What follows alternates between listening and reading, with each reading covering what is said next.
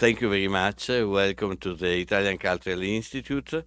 We are celebrating today the new edition of the Italian Design Day. And I'm happy to welcome our Consul General, Fabrizio De Michele, and I'm going to leave him the floor.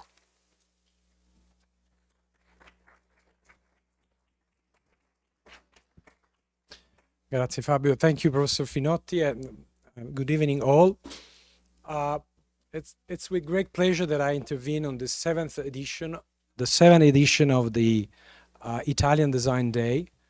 And I wish to thank immediately the Cultural Institute and notably Professor Finotti, director, for organizing this event, and welcome here our design ambassador for New York, Silvia Damiani, who doesn't really need any introduction.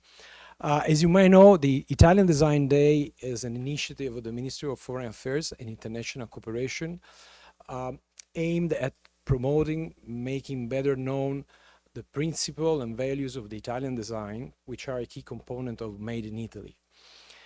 And I can hardly imagine a better place than New York for celebrating the Italian design. Design is a real bond between, one of the deepest bond between New York City and Italy. And New York is a global capital of creativity and design itself. But today, we are having this event in parallel with at least 120 other events throughout the world in 100 different cities. And all of them are about promoting the Italian design, but sometimes there are also occasions to discuss current challenges that designers, manufacturers, even policymakers, architects are confronted with, be it in relations with the green transition or with the digital transition. You know, the challenges of design are always evolving, and needs and solution as well. But there is a constant line when we talk about Italian design, which is quality. And Italy is very well known for this long-standing tradition of, craftsmanship and creativity, which historically have combined themselves with innovation and technology. And people rightly so say design is a form of art as well.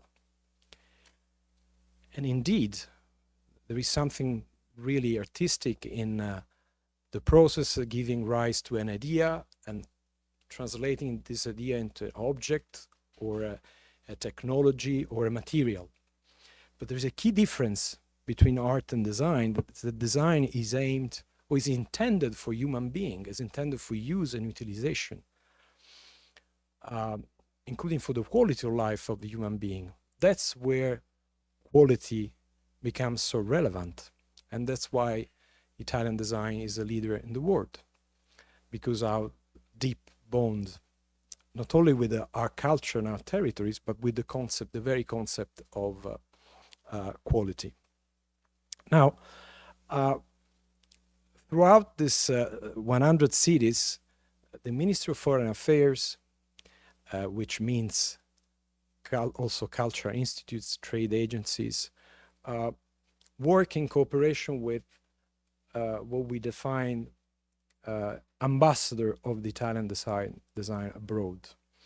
And I think we could hardly think of a more appropriate ambassador of the Italian design in New York than Silvia Damiani. We think about, she's here in a double capacity as the president of Venini, mainly, but she's also vice president of Damiani, as you all know. And both these companies are so prestigious, so historical in a way that they really, they perfectly embody the value of the Italian design tradition, which makes us all proud. So thank you, Silvia, for being here. Thank you, Fabio, for organizing this.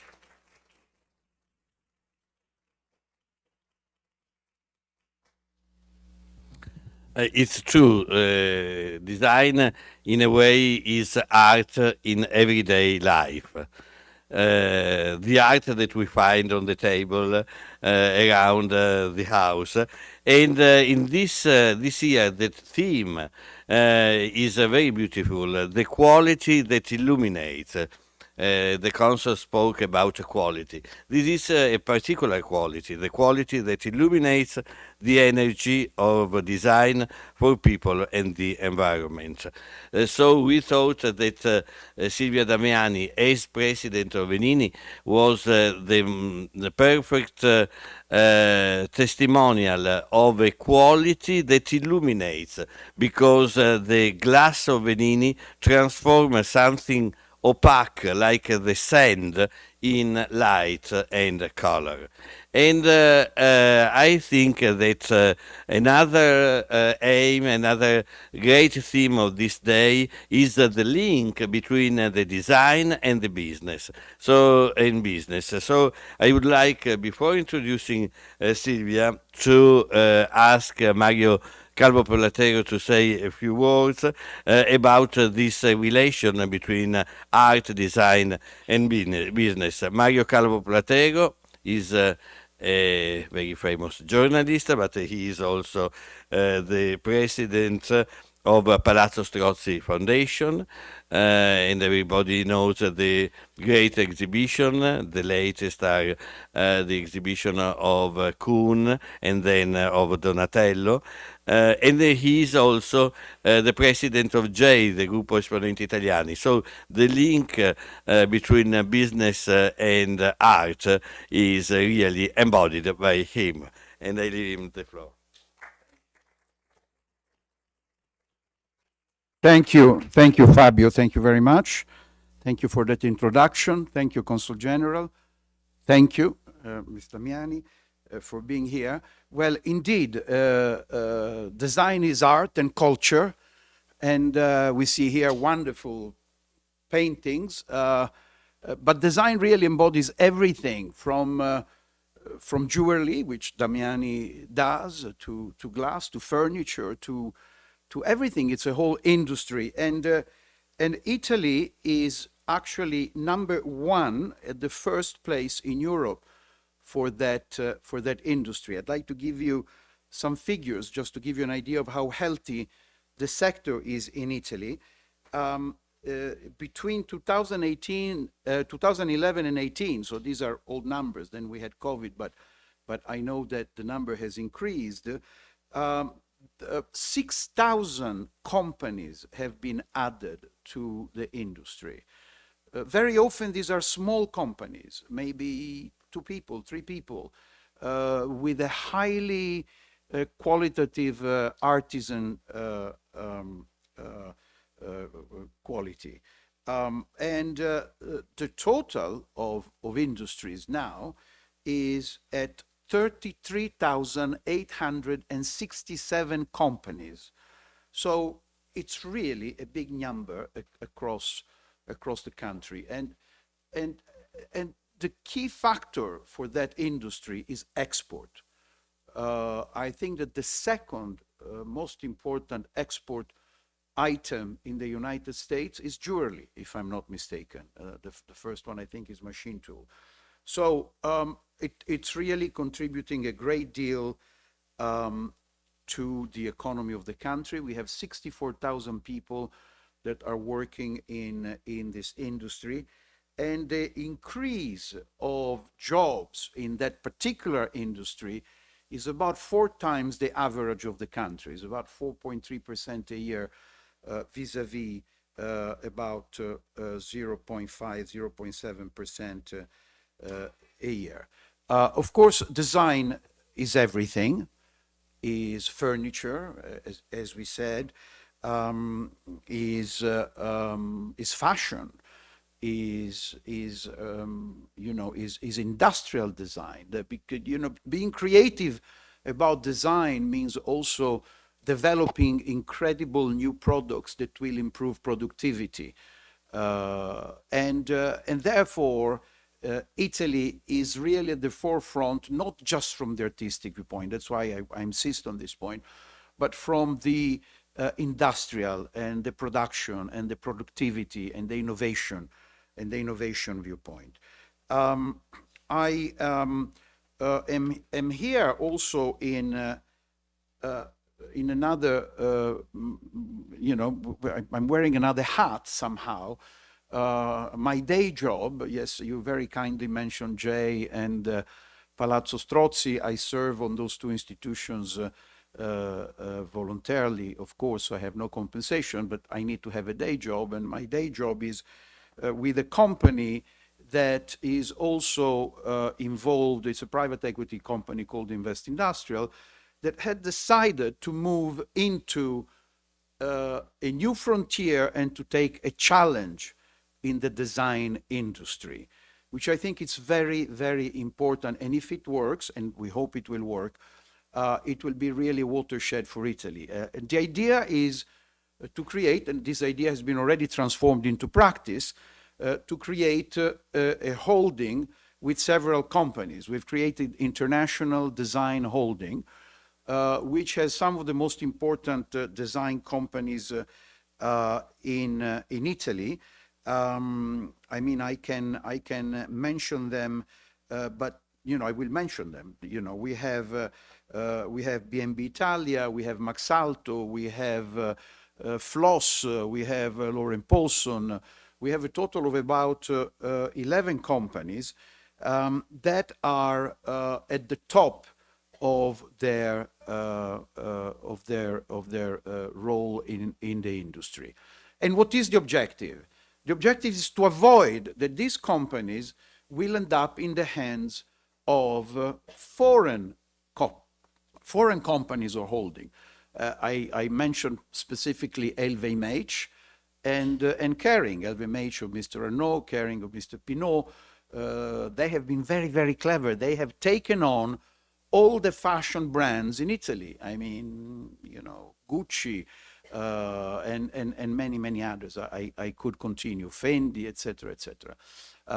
By the way, we have in our stable of brands also Fendi Casa. So, it's a way of bringing it back. Now, I will indulge myself into this because this is a key of design, furniture and lighting.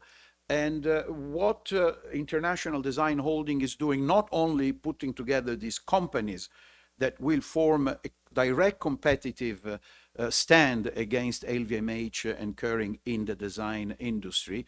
They took over the design of fashion, of course, but we are insisting on the more traditional design. It's to offer an integrated solution to the consumer, which we think is very important. So we are present here in the United States. I can give you some news. We're going to open very soon on Madison Avenue an integrated store that will have everything: lighting, furniture, beds, tables, and so on and so forth. With an addition of experts, because design is also service and servicing the client.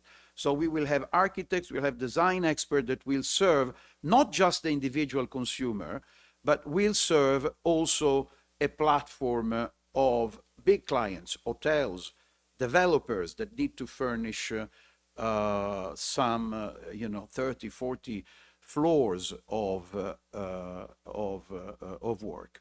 And that is the way Italy is able to respond. This is just an example, but it's important that we move from those one or two single individual companies into companies that are bigger and that can leave a mark.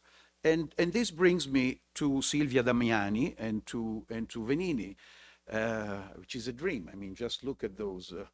I was trying to find out whether I could put that in my pocket, but it didn't fit. For the Institute, okay, so I can take a picture. I can take a picture of it. And so Venini is an example of how Italian industry in the design world has been able to evolve and to move forward, not just with some new technological solutions there like that light, but starting from its founder, Paolo Venini, who's from Milan, he's not from Venice. And he decided to move into this industry and to make an enter and to bring some ideas and to bring some new designer. He brought an incredibly good designer, Carlo Scarpa, who basically changed the industry. If I'm not mistaken, they started to develop very specific colors that were their own colors, and they were very secretive about it and about the formula. And they had very romantic names, these colors.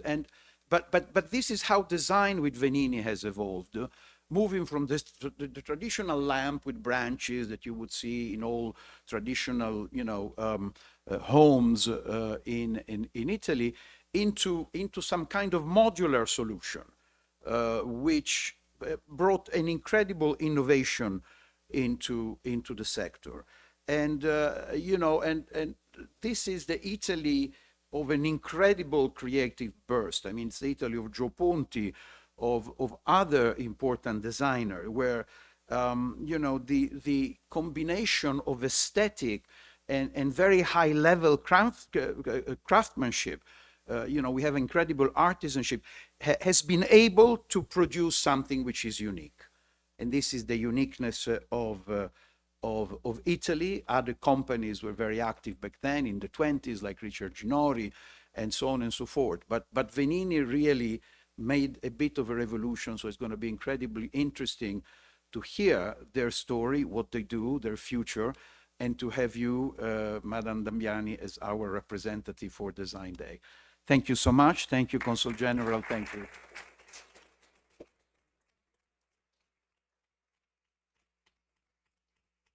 So I would like to ask Silvia to take place, and in the meantime, we can see the second short movie about Venini. No, non sentiamo quello lì.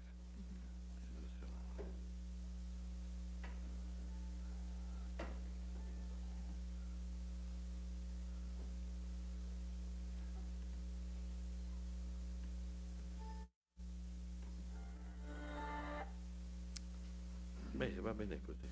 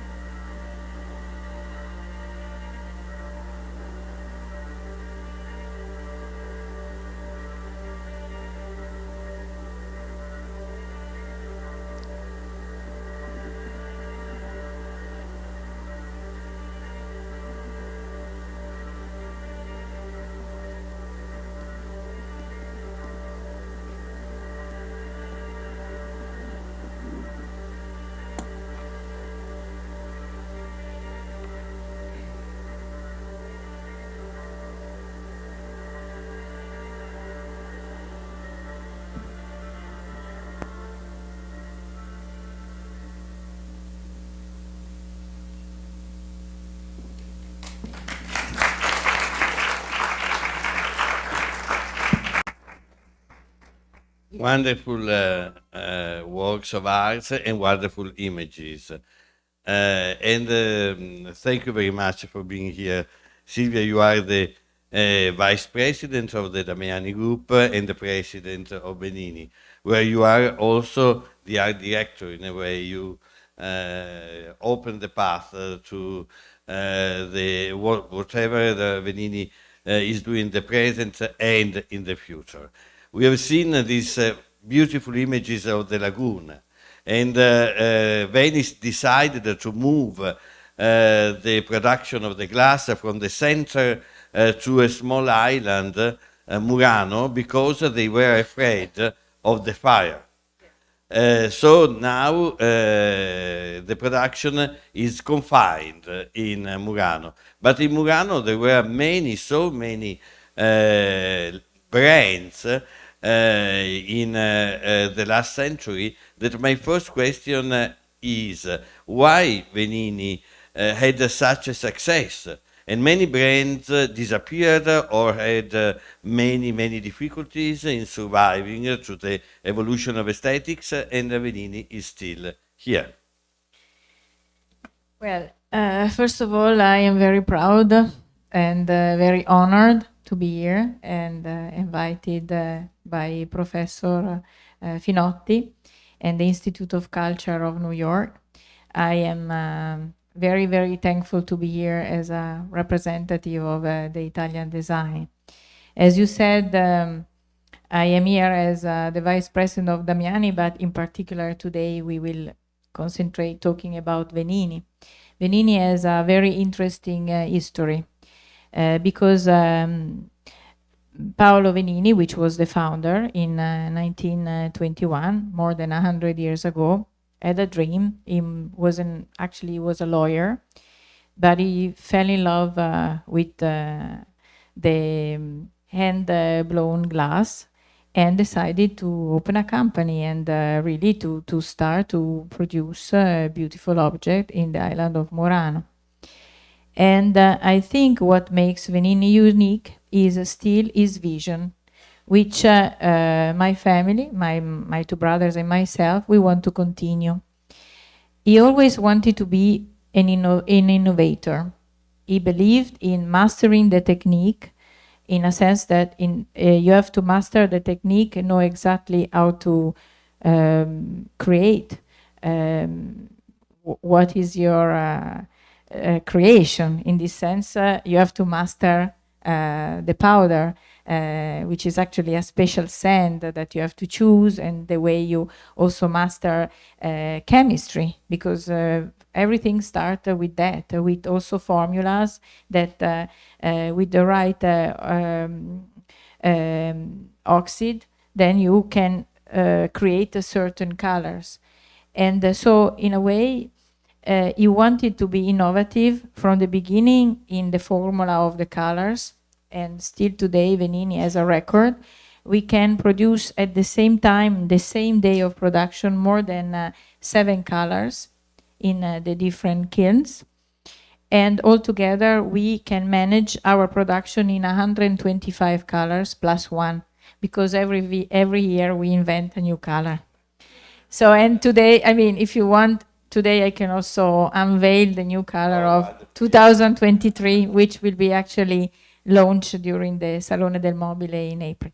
So first of all, we start from the color, then mastering the differences in transparencies in this kind of glass, which is called opalino, which in a way has the name, which comes from opaque, in a sense that is not transparent, to the different kind of transparencies.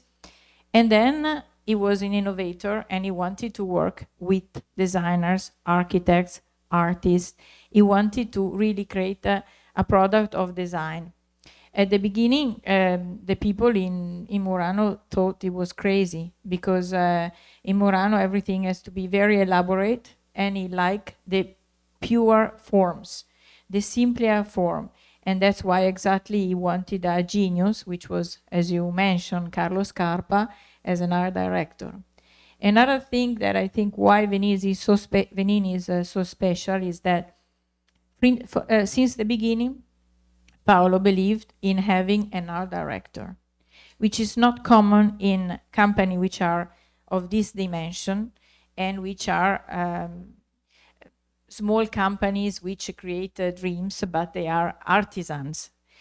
So normally the artisan, they try to make it and to think while they are doing a piece. On the other hand, Venini has always conceived first the product as an idea, as a project on paper, and then as something that can be then created by the masters and the maestros. So in a way, I think that's because he had a very incredible idea that Venini survived for many years. So many years, because in 2021 it was 100 years. And we have here something that we shouldn't have, because this book does not exist. Will exist next week when it will be presented to the press, correct? But it's an amazing book, so beautiful, with this color that epitomize the color of Venini. I think it will be probably also the new color of your brand, in a way. Well, this red is actually the Venini red, and it's the truth is that it's not the only Venini red, because we master 5 different shades of red. Instead of 50 shades of gray, we have only 5. We have only five shades of red, which is a lot, because, by the way, the red is one of the most difficult color to produce in the glass factory. But in this case, I say, I am so happy to be here that this gentleman invited me here, so you are going to have some really news that I am actually not even entitled to give. But let's say, okay, the official launch of the book is going to be next week in Milano, exactly next Thursday, so exactly 1 week from today. And this is a book that is, the editor is Rizzoli, Italy, for the Italian version, and Rizzoli, New York, for all over the world. And the cover of the book, it looks to me, and I fell in love with this kind of idea and this kind of images that you will see in the book, because I actually fell in love with the work of an artist. She's a photographer, and she's a very young, talented young lady. She's only 30 years old.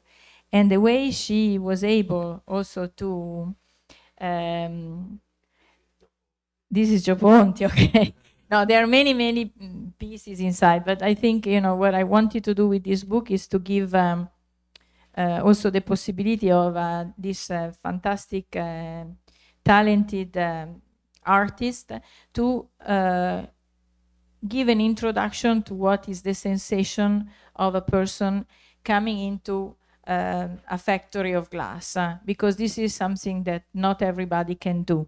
So the book is not just about Venini, but it's mostly about the feeling of getting inside the furnace of Venini. So giving a little bit of this kind of special sensation that myself I got the first time I went to Murano.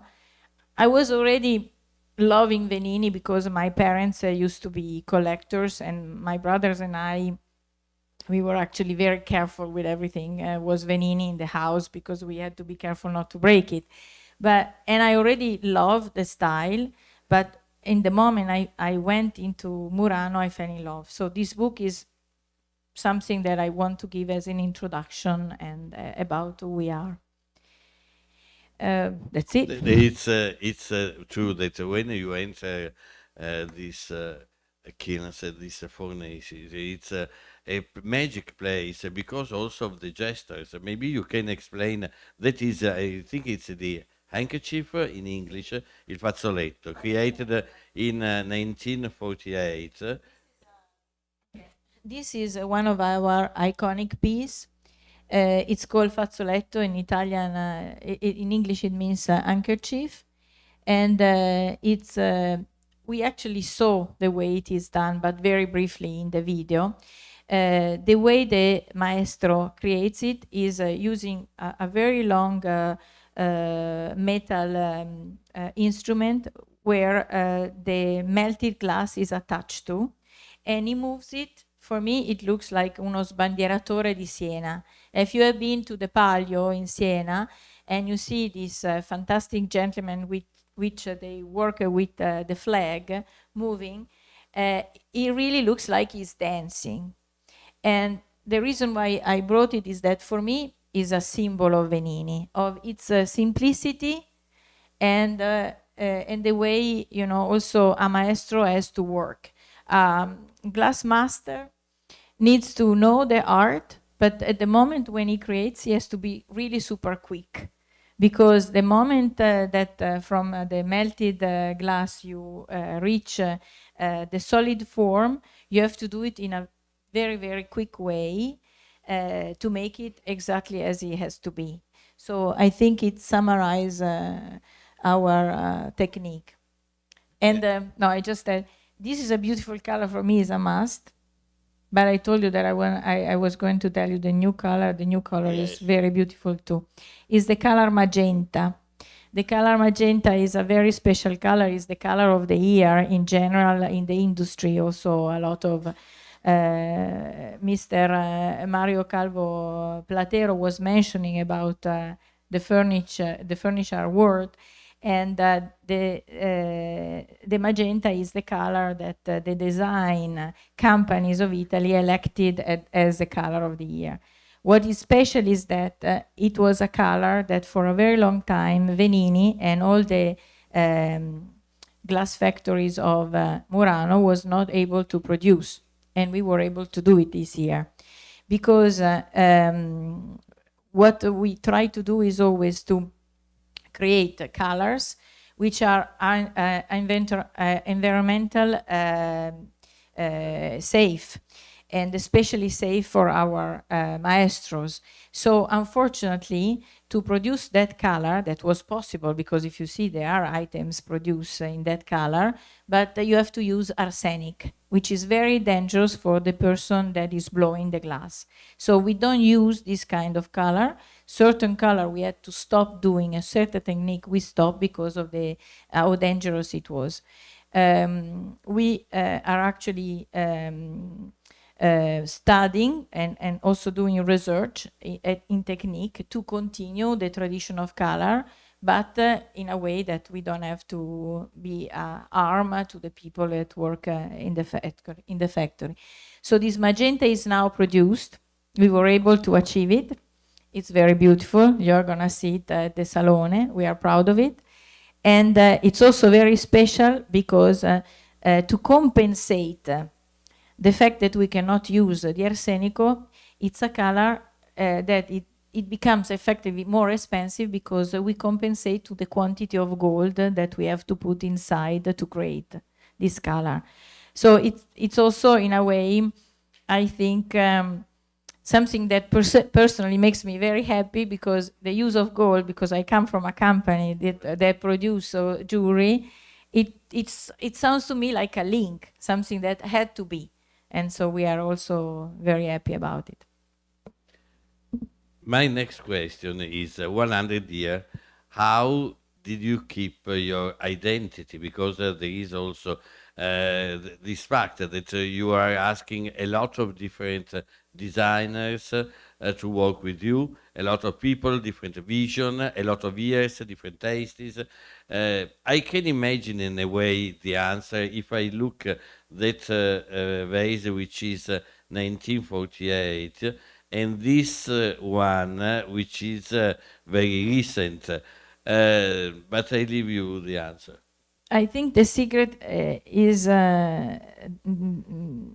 having always an art director, which has in mind, which is the DNA of Venini. So all the collaboration goes through certain rules. We ask the designers or the artists that wants to work with Venini to stay in a certain frame. for instance, the size sometimes is also a necessity, because our kilns have a certain size, especially to get inside the kilns. So you cannot produce items which are extremely big. Or you can, but then it has to be a modular system. So small items that together, like for instance in the Poliedro, we saw the beautiful installation of Carlo Scarpa that we recently reproduced.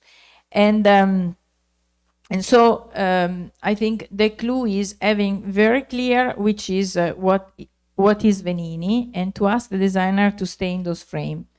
I always consider it even more challenging, because then we give very simple frames, and then for the rest, all the artists are free to be themselves and to create as they want. Because I always think about jewelry too. In the jewelry, one of the limit is the size, because sometimes people is small, and then also sometimes the price point, because you immediately have to use diamonds, so the quantity you use, the more diamonds you use, the better it is. Generally, you make a much more beautiful item. So for me, but I'm very, I see it more as a challenge to create a piece of jewelry which is maybe the first items that maybe a young person can afford, but of quality, then maybe an extreme beautiful one-of-a-kind piece where I also enjoy myself more, of course, and I like to do it, but it's not for everybody. So also sometimes I think what we want to say is that generally Venini, with a few exceptions, which they always exist in our collection, also has something very specific. We generally ask the artist to keep in mind the fact that it's a piece of art or a design piece which has to be in everyday life. So that's what Venini wants to do.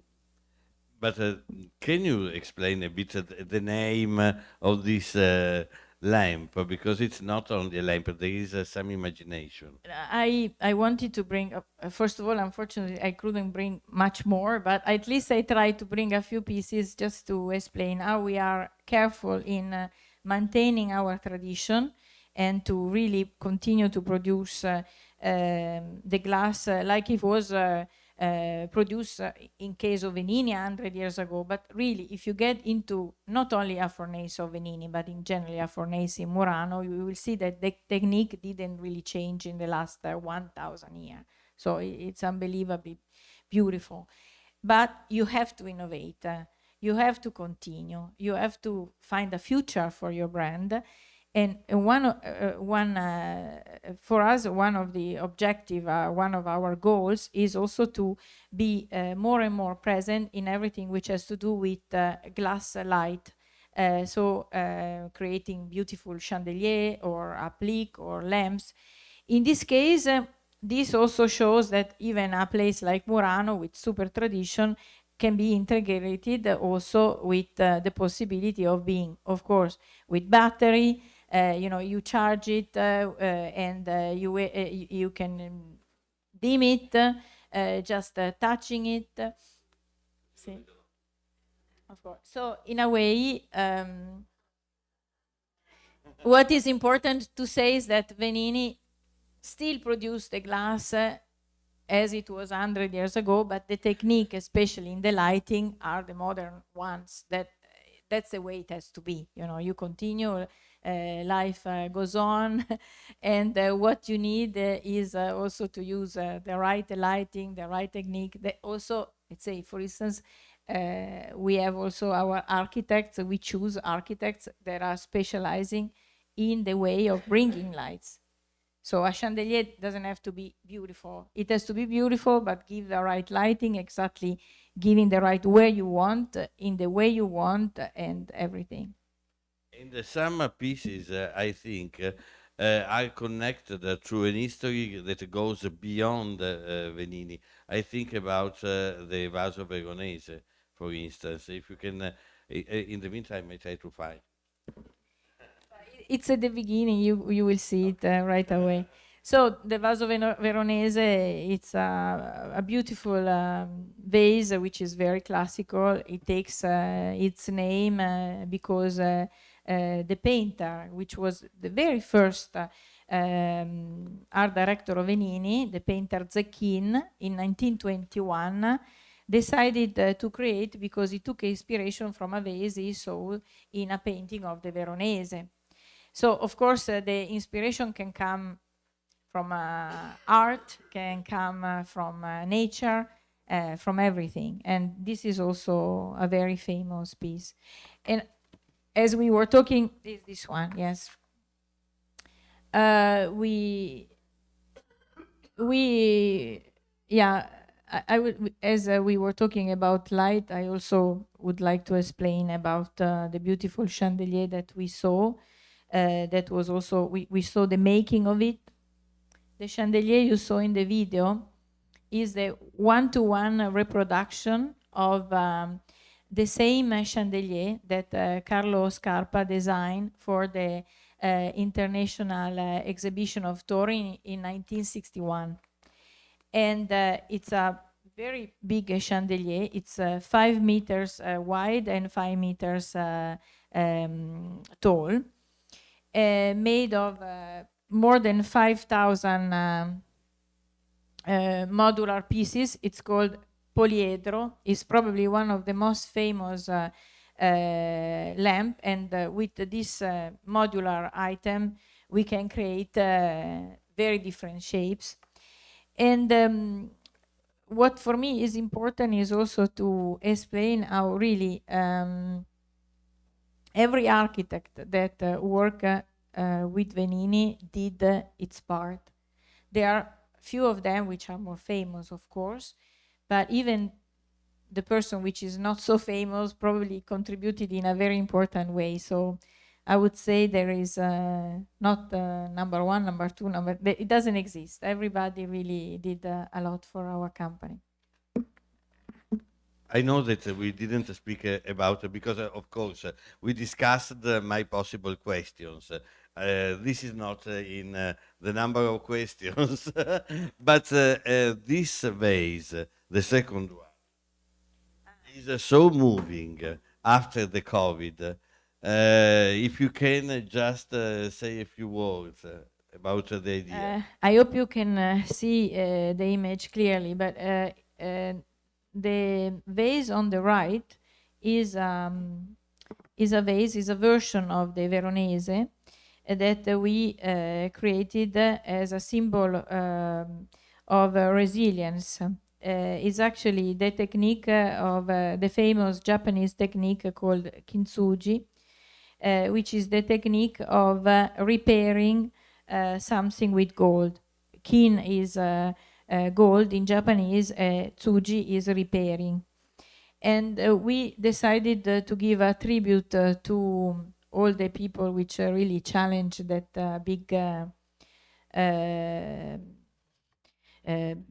disease, and as a sign of a possibility of continuing, and also in a way of showing your scar, because also a scar can also be something you should be proud of and not to in a way conceal, but be proud of also what you were able to go through. So Who had the idea?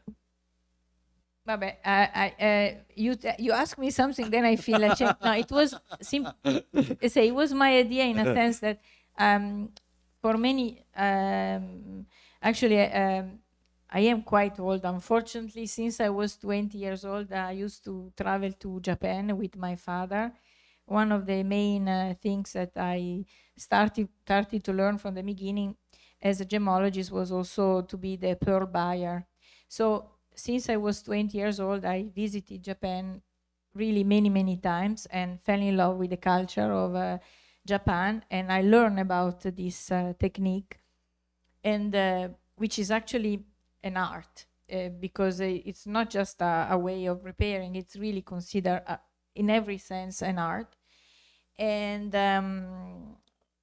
the first thing when in 1916, when we first approached Venini, then at the beginning we bought just a part of it, and then only in the year 2020 we became the sole owner of Venini. I thought about combining the art of glass with the art of gold again. So in a way, I am a jeweler, and the idea that gold can be also a sign that united the two company for me was very important. It's also beautiful the idea of making beauty out of the scars. Because sometimes I remember there is a wonderful book of Henry James about a broken ball, and that seems apparently something that cannot be repaired at all. And here we have the hope that and Benini is traveling a lot around the world, I think, because even if they are very fragile, these vases, I know that you are almost all around the globe. Where are you? Well, we have collectors and designers which decide also to put Venini in many important buildings all over the world, including exclusive residencies, hotels, and even in important cruise boats. For instance, we recently finished an incredible glass installation in one of the MSC cruise ship, which is 12 meters tall and 4 meters wide. And we are actually working at the third project. And this is an incredible work, especially from the engineering point of view, because you have to think that a ship is moving, and then everything has to be done in a way that give the possibility of giving a certain flexibility. At the same time, it has to be fixed in a way that it cannot, of course, have problems. But luckily, they already traveling over the seas since many years. Nothing happened, so I think it's very good. At the same time, I would like to tell you that Venini is present also in many museums in the world. There is a huge collection of Venini items also at the Metropolitan Museum here in New York, also at the MoMA, and in many other important museums of decorative art all over the world, including le Centre Pompidou, la Fondation Cartier à Paris, and many, many others. I know that you are, in a way, the creative mind of Venini, but you appointed also a director, an artistic director. And we would like to know who he is and what he is going to do. You are kind. I'm not the artistic director. Let's say I love this company, and I would like to, let's say, I like to be the person who keep faith to the original idea of Paolo Venini, because I think it's something it is important to continue to do, because it's the identity of Venini, and I think it's what will make Venini continue for many other years. So in a way, I try to be the person who is in charge of knowing where we are going, but then I'm not a technical. And very recently, we appointed a new art director, which is Marco Piva. He's an incredible architect that will surprise all of you already at the Salone del Mobile with many new products. And at the same time, I like the way he understands and he wants to preserve Venini. That's one of the reasons why my two brothers and myself, and also our manager, decided to give him this job to this gentleman, because we think he's not only talented, but he's someone that knows how to preserve. I just want to say something because Mr. Calvo Platero was saying that you know a lot of Italian company has been acquired by foreign companies. I just want to assure you that Damiani stays in the family of Damiani and Venini stays in the family of Damiani, but with the respect of what they probably, I mean, as much as we can imagine, the family Venini would have wanted to do in the future. You had also a strong collaboration with Peter Marino here. How was that collaboration? Because on one side there is the tradition, and Peter Marino is a very innovative Peter mind. Marino is very innovative, but at the same time, he's very traditional. For instance, his collection, the first collection he created for Venini already 5 years ago, was a collection of vases which took their inspiration of a technique called sommerso, which was a technique especially loved by Bianconi, which is the same art director which worked in Venini for more than 15 years immediately after the Second World War. So it was a very important art director of Venini. So Peter is very innovative, but it's the same. At the same time, he's also a person which loves tradition and respect tradition. It's fantastic working with him because he's extremely talented, and through him we started also important collaboration with most of the brands that he also work as a artistic director. Nowadays, Venini is also visible in many important luxury stores of many different brands all over the world, especially European. You can see Venini chandelier in most of the luxury brands. I don't like to say the names. I mean, it's, you will see them. But, yeah. We will find them. I think that you are doing also a great job for saving Venice, because Venice is not only tourism.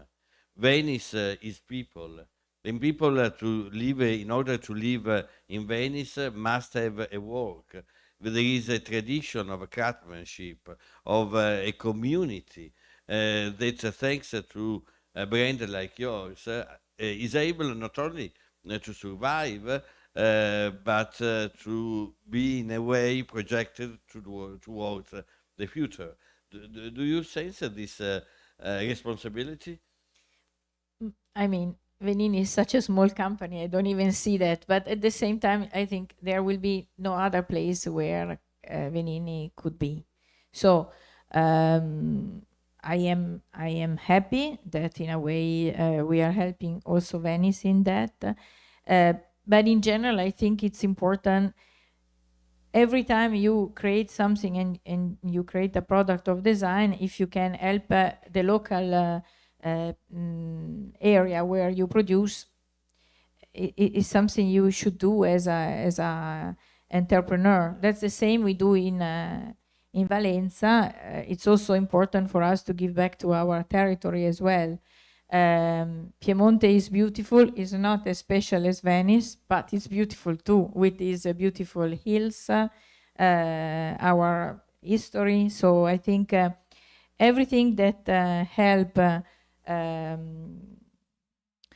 certain area in a better way, it should be done. Each one in his way. Yeah, the risk of Murano was to be the place for selling Chinese glass. So the Equines were closing some years ago, and I think that you are saving a small community, because Venice actually is made by many Venices. There is Murano, there is Burano, and they have another kind of production, Sant'Erasmo, etc. Well, I can tell, probably not a lot of you are aware of the fact that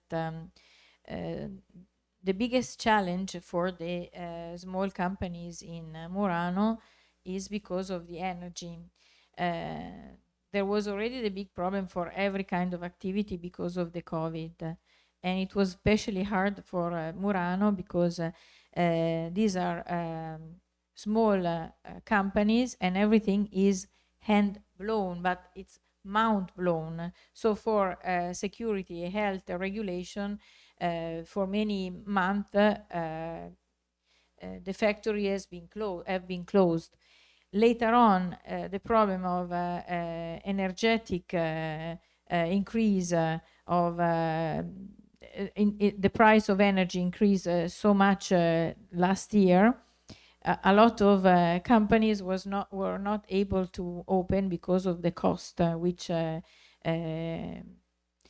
were up to 10 times more than what used to be. I mean, so it was incredible. But luckily, I have to say that the Italian government decided to help. And so there is a certain amount of money that is given to the smaller companies so that they can open again and to be, in a way, they could cover part of the cost and not put all the cost on as a recharge on the products, because as you know, you don't need to buy a vase. It's not a necessity of every day. So there is also a price point that if you reach a higher price point, maybe people simply don't buy. So in this sense, I have to say thank you for Italy to understand that you have to help a certain small reality, otherwise they really disappear. Can people visit the kilns? Because some of them are open. I don't know about Venini. We are getting more organized for that. We are organized visit at the moment, very few visits, only for really for friends, to be honest, because we don't have the possibility to do it on a regular basis for security reason, and also because our factory really produce every day. We don't have a demonstration area where we could invite guests to see how something is done without interrupting and disturbing the production. As I said, there are moments which are really important. If we distract too much the maestro, they make mistakes. If they make mistakes, it means that out of maybe 10 vases, I can only consider pieces to be able to be sold, maybe only half of them. And this is going to be on the cost of the product in the shops, which I cannot afford. So that's why we are trying our best. In the future is a project. We would like to have an area which is dedicated just to demonstrative blowing, where also it will be a part of slightly educational, even fulfilling, because we would like also to invite our guests also to try and to make it as an experience. But at the moment, the visits are for the real furnace, and we have to keep them very, very short and small. And plus, there are security reasons too, because as you know, the glass is very, very warm when it's melted and when it's in its process to become hard. And children can run. Maybe it's too dangerous at the moment. We are not organized for that, but we will try to do that as soon as we can. That would be fabulous also to see. And is there how does it work? The connection between the designer and the maestri.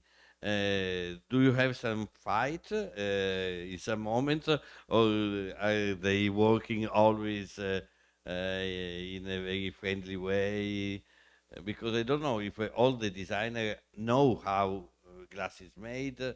There are a few designers that just simply rely on us. So we are, in a way, the link between their ideas and the maestros.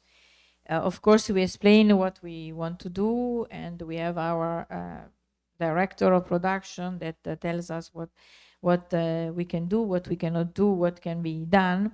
But the majority of the designers, they like to come and they like to work with the maestro, because it becomes also a challenge. If they like glass, they want to be there. At the same time, the maestro are so happy and so proud to be able to do it together with a designer or an artist. So it becomes really a beautiful moment, and generally the maestro really try something that never tried, because the artists ask them to do it. So it's exactly the opposite. They want to do it because if they're asking the best way, they want to do it. They have to find a solution, and that's a little bit the same also in jewelry. I still remember my father. That's why also, I mean, just to talk about for a minute about Damiani, that's why my father always insisting in having our the older master to teach the new ones, also the one which were retiring, to come and explain the technique and everything. And we also have nowadays what we call the Damiani Academy. Every year we form at least 40, 50 new goldsmith that the majority of the time they stay with us, because we are actually in the process of increasing our production in Valenza, so everything handmade and locally. And we would like to do the same for Venini. At the moment it's impossible, because we found out that there are not so many, and the few we found, we keep them like something super valuable. Young gentlemen that want to learn to become a glass master. So the few we found, we keep them like flowers, like in a little bowl. We would like to do it if we start to involve the new generation in this job, but it's a very, very hard job. Goldsmith is a little bit different, and luckily there are also many women that like to do that.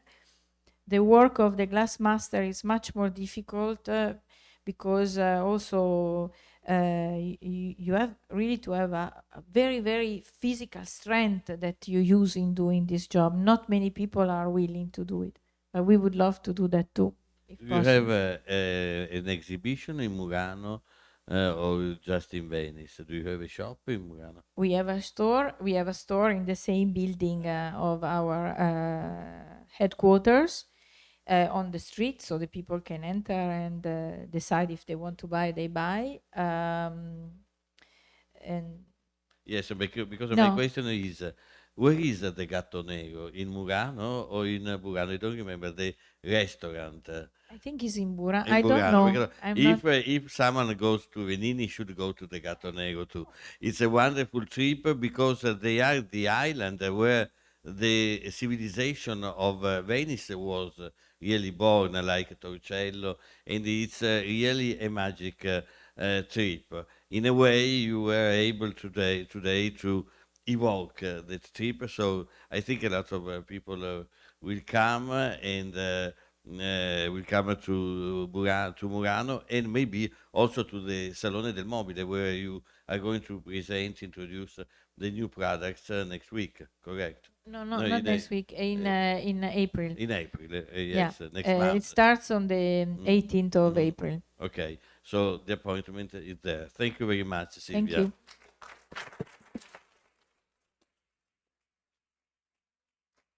If there are questions, we are open to questions. We talk too much. We talked to yes, but we became friends in a plane, talking and talking and talking, and we are still going on. So To be honest, it's true. We were sitting next to each other. We didn't know each other. We start talking on the plane, and it was a grandfather to be, a very proud grandfather to be. We actually thought about that, and now she arrived 4 days ago, no? So he's a grandfather. So we have to say, welcome, Agatha. Okay. Thank you so much. Thank you for coming.